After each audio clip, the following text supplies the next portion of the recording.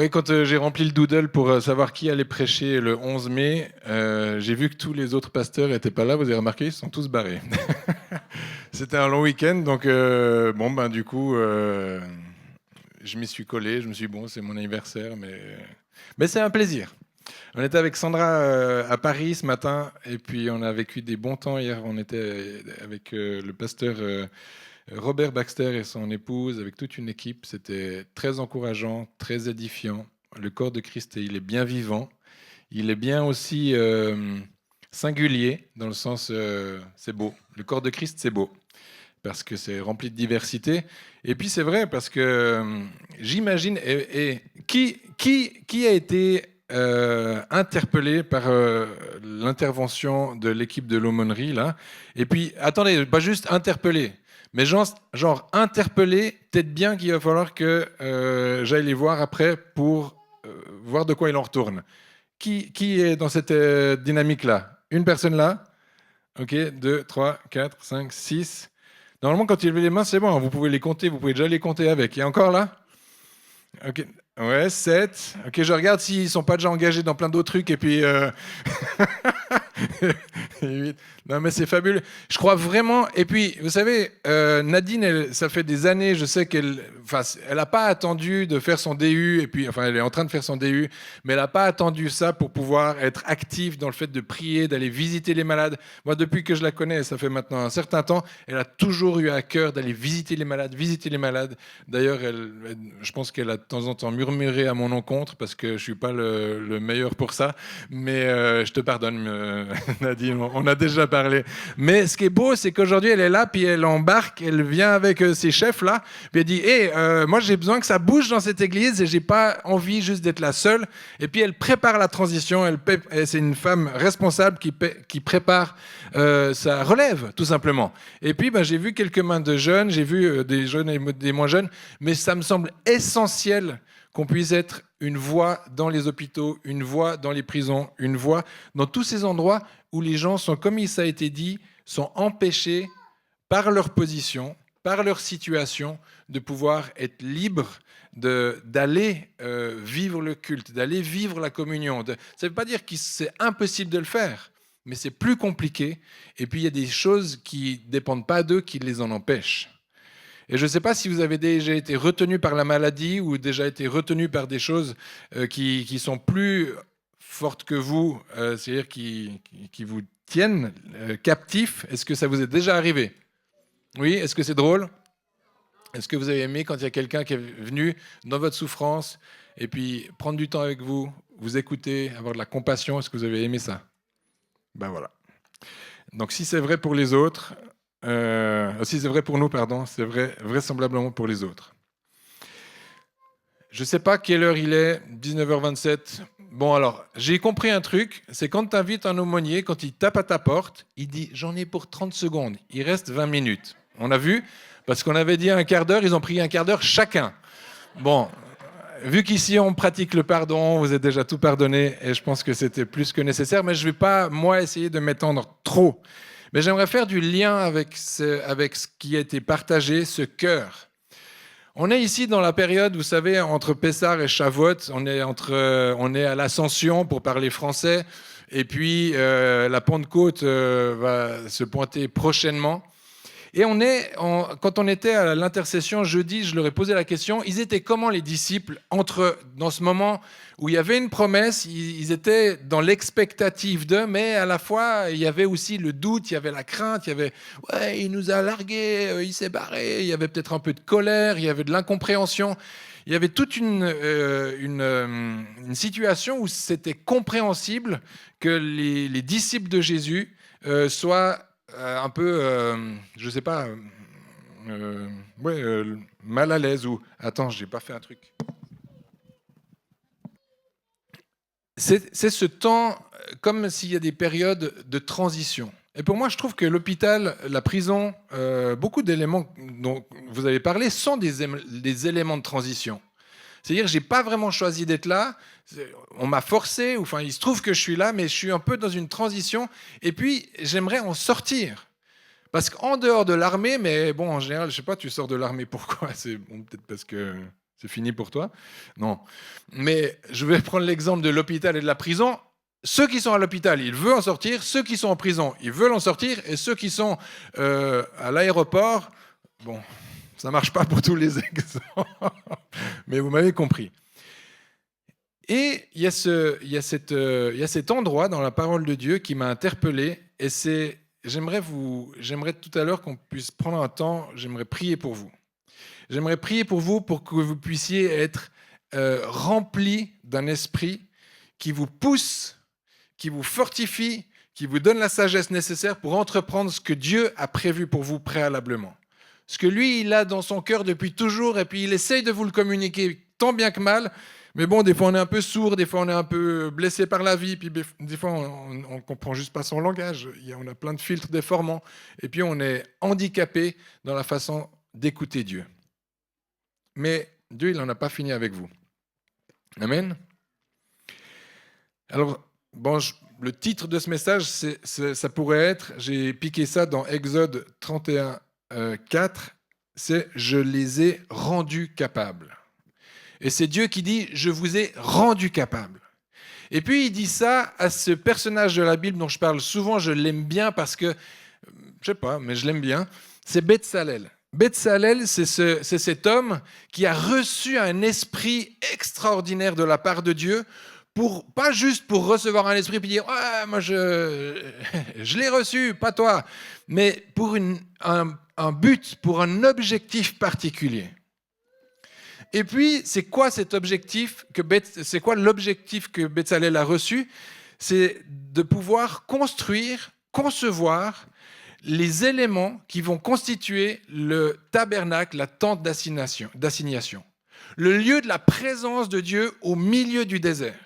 L'endroit où Dieu va faire sa demeure, l'endroit où il va être au milieu de son peuple.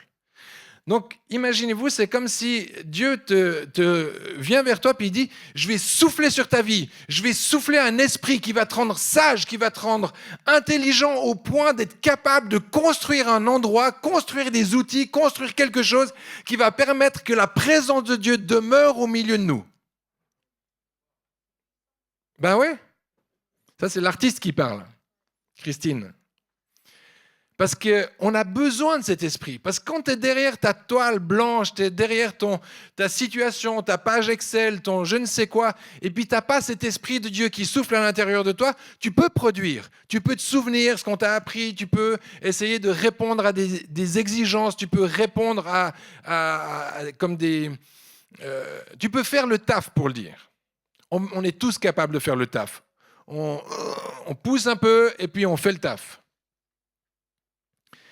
Mais Dieu ne nous demande pas juste de faire le taf. Dieu nous demande, il nous parle d'excellence. Il nous demande de faire ce que lui souhaite. Il nous demande qu'on puisse être ces hommes et ces femmes qui, par notre présence, par notre amour pour lui, par notre obéissance, par notre dévotion à lui, on devient ces hommes et ces femmes vecteurs de sa présence.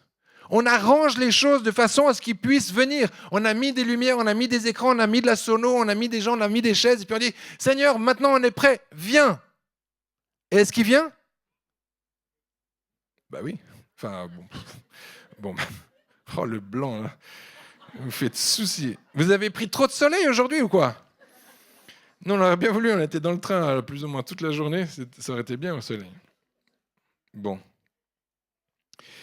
Il dit dans Genèse 29, 38, voici ce que tu offriras sur l'Éternel. 2 agneaux d'un an chacun, chaque jour à perpétuité. Donc ça, c'est la dimension sacrificielle que Dieu nous demande d'être. Alors bien sûr que c'est Jésus qui a fait le sacrifice ultime, mais c'est nous, quand on accueille Jésus et quand on fait la Sainte Seine, qui a fait la Sainte Seine dernièrement chez lui, à la maison? En couple ou entre amis? Oui? Ok. C'est bien les groupes de maison, hein. Il faut rejoindre des groupes de maison parce qu'on ne fait pas la Sainte Seine tous les dimanches, tous les samedis. Ouais, tu vois, je dis aussi tous les samedis soirs. C'est important que vous vous souveniez, que vous rappeliez l'alliance que vous avez faite avec Jésus. Puis ça, vous pouvez le faire, hein. Évitez de le faire seul. trouvez un ami, un frère, une sœur, et puis vous pouvez vous rappeler de ce que Jésus a fait. Enfin voilà. Et au verset 43, non, au verset 42, voilà l'holocauste perpétuel qui sera offert par vos descendants à l'entrée de la tente d'assignation devant l'Éternel. C'est là que je me rencontrerai avec vous et que je te parlerai. Je me rencontrerai là avec les enfants d'Israël et ce lieu sera sanctifié par ma gloire. Je me rencontrerai avec vous. Vous avez déjà étudié cette forme de verbe? Je me rencontrerai avec vous. Ça fait bizarre, non? Moi, en général, je dis, je vais te rencontrer, mais je ne vais pas me rencontrer avec toi. L'Éternel, lui, fait ça. Lui, il se rencontre avec nous. C'est beau, non? Parce qu'il ne vient pas seul. Et c'est ce qu'il veut faire avec nous. Alors, je vais un peu plus loin. Mais ce mot « rencontrer », il est intéressant parce que c'est le mot yahad, ou yahad. Vous le lirez en hébreu. Mais ce qui m'intéresse surtout, c'est sa traduction. C'est le mot qui veut dire rencontrer, mais qui veut aussi dire prendre pour femme. Ah oui, alors ça devient un peu plus intense. Cette rencontre, c'est comme se connaître Dieu, vous savez? Comme quand Adam connut Ève. Donc il y a une rencontre qui est demandée par Dieu d'une intensité qui est la même que celle quand on prend pour femme. Alors c'est là où il vous attend. C'est là où Dieu vous attend. C'est-à-dire qu'il vous attend dans une alliance. Il ne vous attend pas pour faire, je sais pas quoi, pour jouer à je ne sais quel jeu. Il est en train de parler de à quel point est-ce que vous allez être intense et intentionnel pour aller à sa rencontre.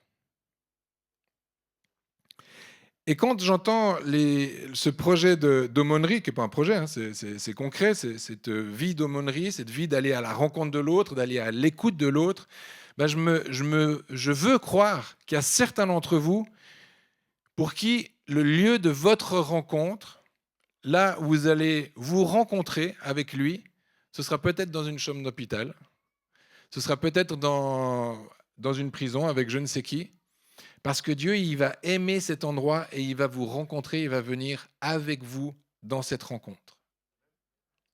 Vous ne serez pas seul.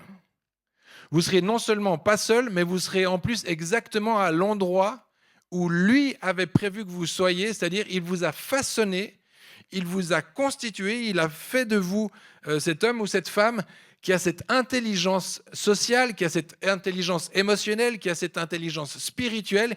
Il a façonné un outil entre ses mains, c'est vous, pour ce moment-là, pour cette fonction-là. Et puis des fois, on a un vide de la forme de Dieu dans nos vies, où on est là. Moi, j'en ai pas mal entre vous. Je ne sais pas quoi faire.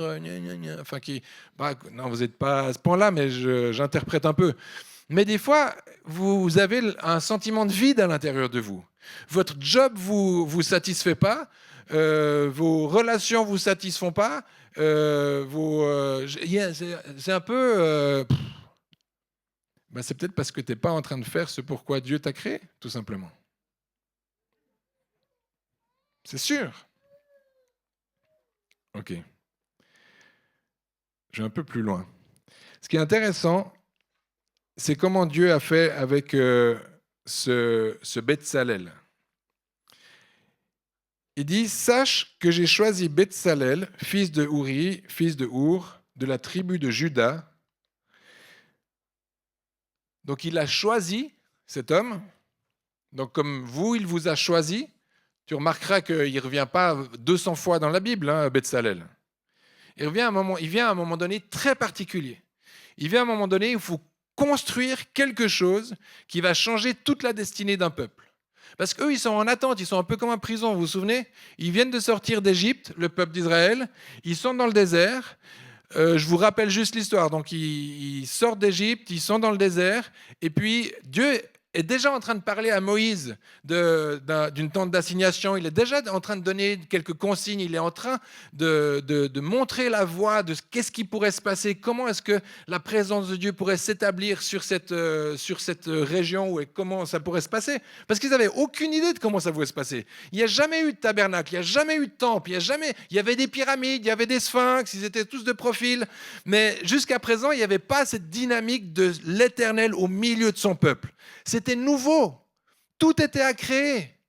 C'est comme si on avait des gens là qui disaient, vous savez, on a une super idée, on pourrait aller dans les hôpitaux, ils nous laisseraient y aller, puis on pourrait prier pour les malades et ils seraient guéris. T'imagines, ce serait quand même génial, non? Ben, ça existe. Parce que celui qui guérit, il existe vraiment, il est là, on le célèbre, c'est Jésus, c'est lui qui fait cette œuvre. Et puis les hommes et les femmes qui ont eu des idées incroyables de pouvoir ouvrir des voies et de façon à ce que ce soit possible encore aujourd'hui, ben ils sont là. Et puis ils vous disent, nous on a eu ce génie. Ou alors on a eu cette obéissance. Alors où on a eu cette opportunité. Peu importe. Mais Bethsalel, cette histoire-là, elle est arrivée dans un moment où Dieu il a dit, toi je te vois, et je vais faire quelque chose d'extraordinaire. Et voici, je lui ai donné aussi d'autres. Il lui a donné Oholiab, il lui a donné... alors, c'est intéressant parce qu'en plus, ils ne viennent pas des mêmes tribus. Parce que Bethsalel, alors, Moïse, Aaron, eux, ils viennent de la tribu de Lévi. Et puis, Bethsalel, lui, il vient de la tribu de Juda. Merci. Et puis, Oholiab, il est de la tribu de Dan. C'est un peu plus difficile. Mais il est d'une autre tribu. Et ça me parle quand vous avez évoqué les différentes couleurs. Parce que les protestants, si vous allez dans une célébration, un culte protestant, là, à côté de la gare, ben, ce sera un peu différent. Ce sera peut-être pas exactement comme ce soir. Mais le Jésus, c'est le même. C'est comme s'ils étaient un peu d'une autre tribu, avec un autre fonds de commerce, si je peux dire comme ça. Une autre sensibilité, une autre approche. Qu'est-ce que la tribu des Lévis, c'était le service sacerdotal. Dans les tribus, c'est eux qui avaient cette fonction-là. La tribu de Juda, c'était plus, ils avaient un leadership royal. Lui, ils avaient un mandat royal. Ils rayonnaient différemment.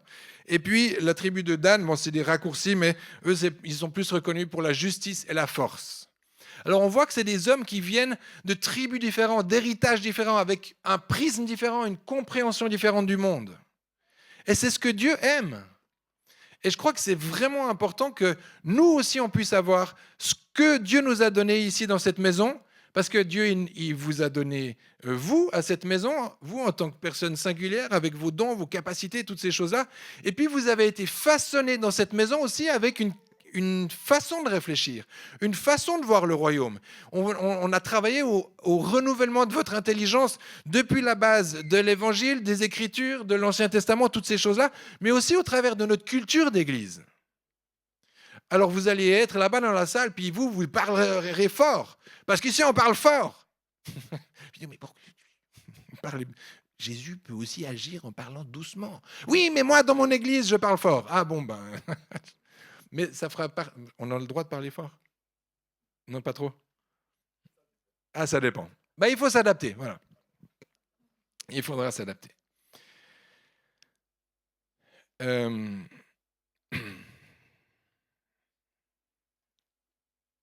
vais sauter différentes choses. Je crois qu'on a compris un petit peu ce que l'Éternel voulait faire. Mais donc, Bethsalel, il a reçu un esprit de sagesse et d'intelligence. Il a reçu le fait de savoir faire toutes sortes d'ouvrages. C'est-à-dire que ce qui est intéressant, que ce n'est pas juste spirituel, ce n'est pas juste intellectuel, mais c'est venu même rejoindre sa capacité manuelle de pouvoir entreprendre des choses. Donc des fois, les gens, ouais, mais moi je suis manuel, il y a des trucs, je ne peux pas faire des choses, ils sont limités, ils se sentent limités en lien avec les choses spirituelles, mais non, Dieu, il est capable de souffler sur vos vies et de vous rendre capable de choses que vous n'étiez pas capable de faire hier. Parce que c'est lui qui souffle sur vos vies, c'est lui qui vous assigne, c'est lui qui dit de quel bois est-ce que vous êtes fait. Il l'a rendu capable de faire des inventions, de travailler l'or, l'argent, l'airain, de graver la pierre à enchâsser, de travailler le bois, d'exécuter toutes sortes d'ouvrages. Il a accordé aussi le don d'enseigner. Waouh! Non seulement il a reçu le comment faire, mais en plus comment transmettre. Donc c'est extraordinaire ça, parce que entre le fait de faire et puis le fait de transmettre, parfois il y a tout un pan. Bah, Dieu, il a donné ça. Pourquoi? Parce qu'il sait qu'il fallait que cet ouvrage il soit un ouvrage perpétuel. Il faut que lui qui sait faire, il faut qu'il puisse transmettre à ceux qui ne savent pas encore faire. Et ça, c'est ce que Dieu veut faire avec nous. Et il les a remplis d'intelligence pour exécuter. Donc ça, c'est Eliab et puis Oliab. Et pour tout construire. Je voulais qu'on puisse, en même temps, on va essayer de faire quelque chose. On va prendre une offrande tout à l'heure. Si on peut prendre un seau, on mettra un seau ici. Et puis, ce qui m'a interpellé dans ce texte, c'est que dans l'Église, on est tout le temps à regarder un peu les autres. Genre, c'est l'aumônerie. Ouais, je suis sûr qu'il y a des gens qui vont aller faire. C'est genre l'autre. Moi, je sais. Je sais qu'il y a... Genre, j'imagine que lui, il va dire, moi, quand je rentre du travail, je vais aller visiter des malades. Lui, il a l'énergie pour ça. Parce que lui, il a plus de temps que moi. Et puis, c'est parfois vrai. C'est vrai que parfois, on a des agendas différents. Parfois, il y a des gens qui ont plus de disponibilité que d'autres, des charges plus ou moins grandes. C'est vrai. Mais ce qui est beau dans cette histoire-là, quand le peuple... Ah oui, ben j'en étais à l'endroit de où se passe cette histoire dans la parole de Dieu. Elle se passe où Dieu parle à Moïse pour que ces choses arrivent, donc il déclare des choses, il voit comment ça pourrait se passer, mais le tabernacle n'était pas construit, où rien n'était lancé, que les gars, ils étaient déjà en train de faire un veau d'or, hein. Vous vous souvenez? Parce qu'ils étaient pas assez vite, pas assez facile, pas assez ci, pas assez ça. Enfin, quand on lit ce texte-là dans Exode, on est là, on dit waouh, ça va vite, hein, parce que Dieu, il parle, il fait des promesses, il engage, tu vois le truc se dessiner, tu dis waouh, c'est beau ce que Dieu fait. Et puis le peuple, lui, il est sur un autre programme. Lui, c'est genre tout de suite, maintenant, comme moi j'ai l'habitude de faire, je vais t'expliquer en fait comment ça va se passer. Ben non, c'est pas comme ça que Dieu fonctionne. Dieu, il aime quand on est là et on est à son écoute. Et puis, donc après, Moïse, donc il était monté sur la montagne, les tables de la loi, enfin il a jeté les tables de la loi, il s'est fâché, il a repris, il en a zigouillé une bonne équipe. Bon, on passe vite sur les choses, hein, mais il en a quand même zigouillé une bonne équipe. Puis c'est pas des ennemis, ils se sont zigouillés entre eux. Ça, c'est intense. Hein. Relisez le texte, mais vous verrez que c'est intense comment il y avait vraiment la colère. C'est comme s'il y avait la colère de Dieu au milieu d'eux. Il y avait besoin d'un électrochoc parce que Dieu voulait tous les éliminer à ce moment-là. Dieu, lui voulait faire un déluge bis. Mais vu qu'il s'était engagé à ne pas le faire, il s'est dit non, ce ne sera pas l'eau, ce sera le feu. Ah. Non, parce que Dieu, il tient sa promesse. Hein. Mais c'est magnifique ce texte, parce que Moïse, il vient vers lui, puis il demande grâce. Et puis c'est comme s'il reprend Dieu. C'est intense. Il dit, écoute Seigneur, je vais t'expliquer, moi je les connais. Enfin, moi j'ai fait 400 ans avec eux Enfin, pas 400. Mais ça fait un moment que je me les coltine, là, l'équipe, et ils sont pas si mauvais que ça. Ils ont un bon cœur, ça va le faire. Fais grâce et ça va le faire. Et c'est beau parce que, dans un sens, Dieu a fait grâce et ça va le faire. Et quand je dis ça va le faire, c'est qu'on va un peu plus loin dans l'histoire et à un moment donné, alors qu'il va plus en avant avec la construction de ce temple, avec la construction enfin pas de ce temple, pardon, de ce tabernacle, de cette tente d'assignation, ben vous vous souvenez, ils sont sortis d'Égypte à la hâte. Vous vous souvenez de l'histoire de Pessar? Ils sont allés vite, ils ont pris 2-3 trucs avec eux, dépouillé les Égyptiens. Donc ils avaient quand même 2-3 trucs, mais quand tu vois la liste du matériel, des pots de dauphin, genre, c'est genre, on part d'esclavage, prends tes pots de dauphin, ouais, pas de problème. Et le cramoisi, ouais. Et les gars, ils ont produit des quantités. Bon, ils étaient à peu près 1 million, hein, ils étaient nombreux. Mais quand tu regardes le nombre de choses qu'ils ont réussi à récolter, non, t'as pas un peu de peau de dauphin, t'as pas, t'as pas de l'airain, t'as pas des poutres d'acajou. Ouais, pas de problème. Je suis parti à la hâte, j'ai pris mes poutres d'acajou. Vous avez déjà porté un bout d'acajou? C'est hyper lourd. C'est plus lourd que du chêne. Mais les gars, non. Parce qu'ils étaient dans le désert, je vous rappelle. Donc, Dieu, il a vu ce qu'il y avait dans la poche de ses enfants. Dans le sens qu'il y avait sur les petites chariotes et tout ça. Et puis quand il parle à Bethsalel, puis quand il leur donne avec quoi est-ce qu'ils vont faire le tabernacle, lui, il avait vu l'inventaire de tout ce qu'il y avait. Puis il dit, si ils s'y mettent tous, ça va le faire.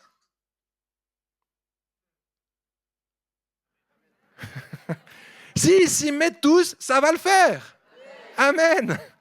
Alors, s'ils s'y mettent tous, ça va le faire. Donc, si nous, on s'y met tous, ça va le faire. Maintenant, il faut savoir quoi. C'est là où on doit être attentif.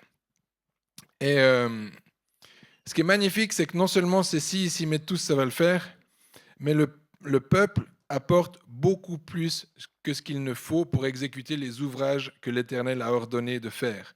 Moïse fit publier dans le camp que personne, homme ou femme, ne s'occupa plus d'offrandes pour le sanctuaire. On empêcha ainsi le peuple d'en apporter. Stop! Arrêtez! Arrêtez les chéquiers! Arrêtez les cartes bleues! La BNP nous appelle, le compte est plein. On a pété le plafond. C'est plus... Stop! Arrêtez! C'est ça qui s'est passé. Les gars, ils étaient là, les couturiers, tous ceux qui avaient reçu la science, qui avaient reçu le génie pour pouvoir faire une cuve d'airain. Je ne sais pas si l'airain, c'est un peu comme du cuivre. Hein. Genre, tu es dans le désert, tu n'as rien et tu dois faire une cuve, avec des ornements, des choses, des pierres enchâssées, des choses incroyables. Et Dieu a donné cette créativité-là. Ils n'avaient rien, ils avaient tout. Tout était pourvu dans le corps. Il n'y en a pas un qui n'était pas utile. Parce que ceux qui n'étaient pas doués de dons, de génie, ils pouvaient apporter leur portion de façon à ce que tout puisse être fait comme Dieu l'avait prévu. Donc Dieu, rappelez-vous qu'il ne va pas nous demander des choses impossibles. Ça semble impossible, mais lui, il avait vu que tout le monde, sous leur truc là, parce que le peuple juif est le peuple juif depuis toujours. Ils ne sont pas fous. Quand ils sont partis d'Égypte, ils ne sont pas partis les mains vides. On le sait, l'histoire nous le dit. Mais ils se sont dit, on ne part pas pour rien. On part, puis on va aller vendre du sable à qui veut en acheter. Ils ont le sens du commerce, oui ou non? Donc, ils étaient intentionnels. Ils ne sont pas partis comme des... comment? Sauvages, ouais. Enfin, et puis ça appartient à chacun. Parce que nous, chrétiens, des fois, nous, on serait partis, genre, on serait arrivés dans le désert, puis, alors, sortez ce que vous avez pris. Tu nous as pas dit de prendre quelque chose. Non, mais je vous ai pas dit. Après, j'ai pas dit que j'allais vous nourrir non plus. Tu sais, nous, on est là, genre, un peu comme quand tu vas dans une conférence. Tu t'es inscrit, t'es arrivé, et puis, et le repas, c'est... Non, des fois, tu hallucines, hein, tu fais une semaine de conférence à 80 €, les gens ils disent, et le logement, c'est compris? Attends, mais on n'est pas dans la Creuse, là. C'est Annecy. 80 €, tu n'as même pas un hôtel, tu n'as rien. Mais des fois, ça ne percute pas. C'est comme s'il n'y a pas la lumière à tous les étages. Et c'est pas qu'on les aime pas, hein, mais c'est que tu dis, il y a quand même un truc que nous, on n'a pas compris quand on veut enseigner les gens. Amen. Une balle dans le pied. Ok. Ben, je ne vais pas aller plus loin. Si, on pourrait encore. Mais j'aimerais qu'on puisse rendre gloire à Dieu. Parce que lui, s'il avait ce projet de rassembler le peuple autour finalement d'un projet de la construction dans le lieu de sa présence, l'objectif n'était pas le lieu, l'objectif était sa présence. Puis nous, on ne doit pas oublier que même sur un sujet comme l'aumônerie, qui demande de la ressource, qui demande des efforts, qui demande de la disponibilité, l'objectif, c'est d'amener la présence de Dieu auprès de ceux qui en ont besoin. Le comment, on va y arriver. On va être à l'écoute de Dieu et lui va nous donner les stratégies. Mais dans tout ce que nous sommes appelés à faire, quel que soit le travail dans lequel tu es, que ce soit quelque chose qui te semble très très loin de la construction d'un tabernacle, méfie-toi, parce que Dieu il peut te surprendre et il peut amener sa présence dans plus ou moins n'importe quoi. Il a fait parler des ânes, il fait des choses dingues. Donc nous, on essaie de réfléchir à sa place, et puis lui, il nous dit non. Moi, je souffle sur ta vie. Moi, je t'équipe. Et toi, tu amènes la ressource. Amen. Ok.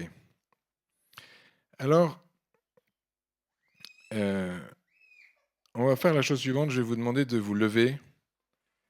Et puis, ce serait super si on pouvait avoir un Léa ou un guitare ou piano. J'aimerais qu'on puisse être attentif à ce que Dieu veut nous dire, à comment lui, il veut venir nous interpeller. Et j'ai relevé ce passage dans 1 Pierre 2,5 qui dit « Vous aussi, comme des pierres vivantes, édifiez-vous pour former une maison spirituelle, un saint sacerdoce, pour offrir des sacrifices spirituels agréables à Dieu par Jésus-Christ. » La phrase, elle est un peu compliquée quand même. Mais je trouvais que ça correspondait bien à ce qui s'est passé là avec Moïse dans le désert. Parce que on a vu que c'était des pierres vivantes que Dieu était en train de construire. Parce que le tabernacle, c'est fait de fin lin, c'est fait de choses qu'on démonte, qu'on remonte, qu'on démonte. C'était pas destiné à rester. Par contre, ce qui était destiné à rester, c'était un peuple qui devait prendre forme. Et ce peuple, il devait prendre forme en se reconnaissant comme étant fils et filles de Dieu. Il devait prendre ce temps dans le désert qui a été long, qui a été trop long, ou qui a été, en tout cas, suffisamment long pour que, au travers des différents défis, des batailles, de tout ce qu'ils ont vécu, des carences, des manques, alors que Dieu a quand même pourvu, mais ils se sont sentis abandonnés, ils se sont sentis pas aimés comme ils l'avaient imaginé. Il y a plein de choses qui se sont passées dans leur cœur. Mais Dieu, il a décidé, il a choisi d'un parcours particulier pour manifester qui lui était, qui il était. Et donc, lui, ce qu'il est, Dieu, il est ce Dieu, papa, qui veut construire une église de pierres vivantes, d'hommes et de femmes qui sont capables de former une maison spirituelle. Et ça, c'est ce que Dieu veut continuer de faire ici à Annecy. Il veut former une maison spirituelle. Il veut faire qu'on puisse rentrer dans notre sacerdoce, qu'on puisse être ces souverains sacrificateurs qui n'avaient à l'époque pas... Il y en avait un qui avait l'occasion de rentrer dans le lieu très saint. Mais Jésus-Christ nous a ouvert un accès à chacun dans le lieu très saint, dans le lieu de sa présence. On n'est pas là juste à pouvoir suivre Dieu, on peut être avec lui, on peut embrasser Dieu.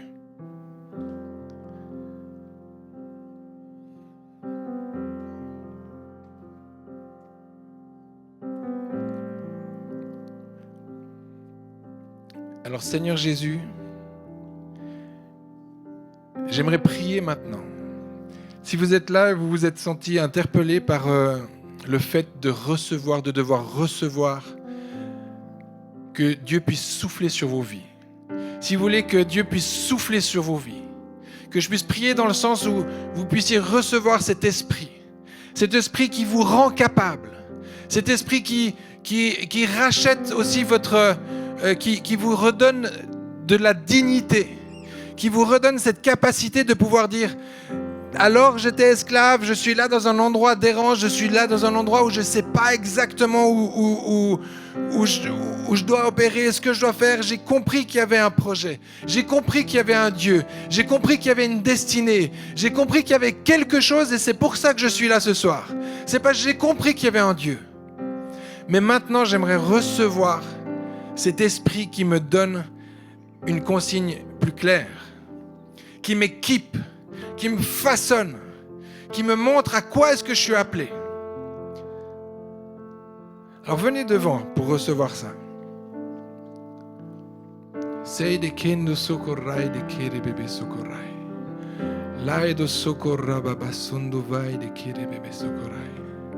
Seigneur Jésus, on veut se rendre disponible entre tes mains ce soir. On veut accueillir cet esprit qui souffle sur nos vies, qui était déjà là dans le désert, qui était déjà ce Dieu qui soufflait sur son peuple, qui était déjà ce Dieu de la rencontre, qui était déjà en train de faire cette tente d'assignation, cette tente de la rencontre pour être avec son peuple. Tu ne les avais pas abandonnés, tu ne les avais pas méprisés, tu ne les avais pas négligés, mais tu les appelais. Tu les appelais, tu nous appelles encore. Et tu veux faire, Seigneur, de nous des pierres vivantes. Je vais relire ce passage de 1 Pierre 2,5. Vous aussi, appropriez-vous cette parole de Dieu. Vous aussi, moi aussi. Vous qui êtes des pierres vivantes, édifiez-vous, c'est-à-dire construisez, formez une maison spirituelle, c'est-à-dire établissez là où vous êtes une maison spirituelle, dans vos foyers, dans votre travail, là où Dieu vous a appelé. Construisez une maison spirituelle, faites de pierres vivantes, trouvez un ami, trouvez un frère, une sœur en Christ, là dans votre travail, là où vous êtes, dans votre lycée, dans votre collège, dans l'endroit où Dieu vous a placé. Et là où 2 ou 3 sont assemblés en mon nom, dit-il, je serai là. Et quand Jésus est là, le surnaturel apparaît. Des choses qui nous dépassent commencent à se manifester visiblement. Le miraculeux est au milieu de nous. Alors, construisez des édifices spirituels, un saint sacerdoce, un endroit de sa présence. Il y a crucialement besoin d'avoir des autels d'adoration qui s'élèvent dans tous les lieux qu'on a cités au travers de l'aumônerie, mais dans tous les lieux qu'on n'a pas encore cités. On a besoin d'endroits d'adoration afin d'offrir un sacrifice spirituel agréable à Dieu par Jésus-Christ.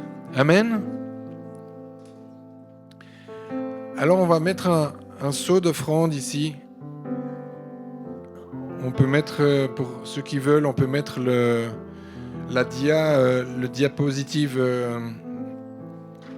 avec le QR code si vous voulez faire une offrande avec une carte bancaire. Seigneur Jésus, on se place devant toi ce soir et on veut faire partie de ce peuple qui est appelé à construire et à amener nos ressources, amener nos biens, amener ce qu'on a afin que toi, Seigneur, tu puisses construire ce tabernacle et ces autels d'adoration sur toute la région, sur toute la nation. Moi, j'aimerais qu'on puisse être généreux à l'égard de l'aumônerie. Est-ce que par la foi, on peut prier qu'il y ait plus d'aumôniers salariés qui puissent arriver sur ce département, qu'il y ait plus d'aumôniers aussi bénévoles qui puissent arriver sur ce département. Et Seigneur, on sait bien qu'il n'y a pas Il n'y a pas de surprise. Quand on consacre du temps à quelque chose, on le perd pour d'autres choses. Et Seigneur, qu'il y ait un élan de générosité à l'égard de ce projet de l'aumônerie. Et que ce ne soit pas un one-shot, mais qu'on puisse avoir ce fardeau qui demeure. Et si ce n'est pas l'aumônerie juste en tant qu'institution, que ce soit l'aumônerie dans le sens de faire aumône, d'être généreux avec celui qui souffre, d'être généreux avec celui qui est dans le besoin. C'est le mandat que Dieu nous a donné. Et il y a plein d'œuvres auxquelles je pense, où on est partenaire et d'autres où on n'est pas partenaire. Mais Seigneur, merci. Merci que ces œuvres puissent continuer de prospérer, de porter du fruit dans le nom puissant de Jésus. Amen.